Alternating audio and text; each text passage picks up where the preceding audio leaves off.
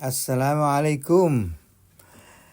Sedang rame-ramenya dan geger amicus curiae yang dibahas di media sosial dan juga di koran serta televisi. Kita perlu tahu apakah amicus curiae itu. Istilah ini berasal dari bahasa Latin yang arti harfiahnya adalah sahabat pengadilan.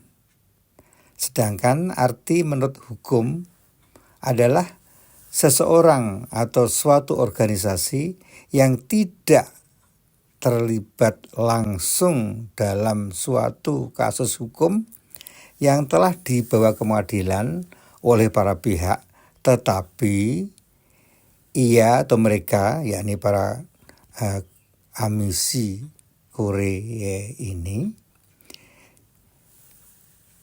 mempunyai hak untuk menyampaikan pendapat, keahlian, dan atau wawasan dalam suatu kasus hukum yang sedang dipertimbangkan keputusannya oleh pengadilan, terutama dalam kasus hukum termaksud yang telah menarik perhatian masyarakat luas.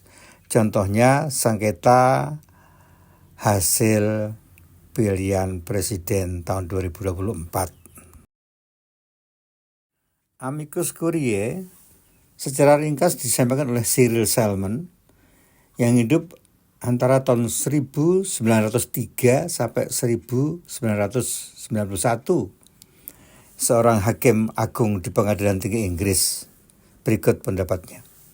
Pengertian yang saya pahami tentang peran amicus curiae ialah membantu pengadilan dengan memberikan pendapat yang tidak berat sebelah, terutama dalam kasus tiadanya pembela dalam suatu kasus hukum yang telah dibawa ke pengadilan.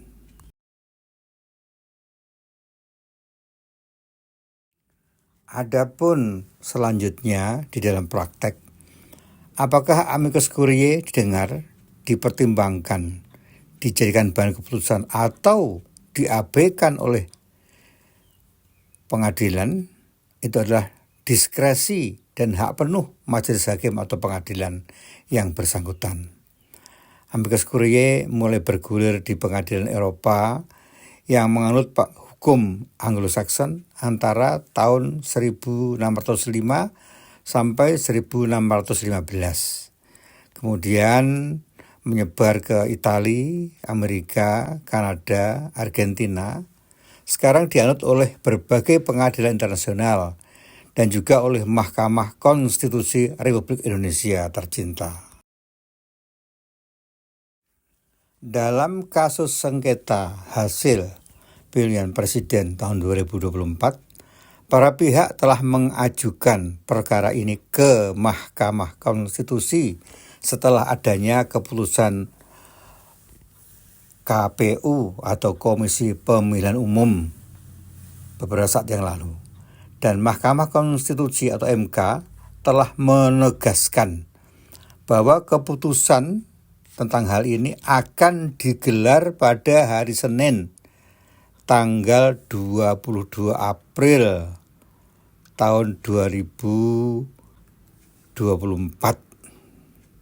Sedangkan batas waktu penyerahan kesimpulan dari para pihak ialah pada hari Rabu, tanggal 16 April tahun 2024 pukul 13 waktu Indonesia Barat. Dan alhamdulillah para pihak telah menyampaikan pendapat mereka dalam tenggat waktu tersebut. Pada saat yang sama, amicus curiae termasuk para mahasiswa Fakultas Hukum Universitas Gadjah Mada Yogyakarta, Universitas Diponegoro Semarang, Universitas Padjadjaran Bandung, dan Universitas Airlangga Surabaya telah menyampaikan pendapat atau saran mereka kepada Mahkamah Konstitusi Republik Indonesia tepat waktu. Suatu hal yang telah sangat membetot perhatian publik, terutama para politisi, para pihak, plus para pendukung mereka, ialah adanya langkah hukum dari Ketua Umum PDI Perjuangan Megawati Soekarno Putri yang juga telah mengajukan diri sebagai amicus curiae dalam tenggat waktu yang tersedia. Istimewanya, Megawati menyampaikan tambahan tulisan tangannya dalam pendapat yang diajukan ke Mahkamah Konstitusi Republik Indonesia. Baru dalam kali ini, begitu banyak amicus curiae dalam satu kasus di lembaga peradilan Republik Indonesia tercinta ini.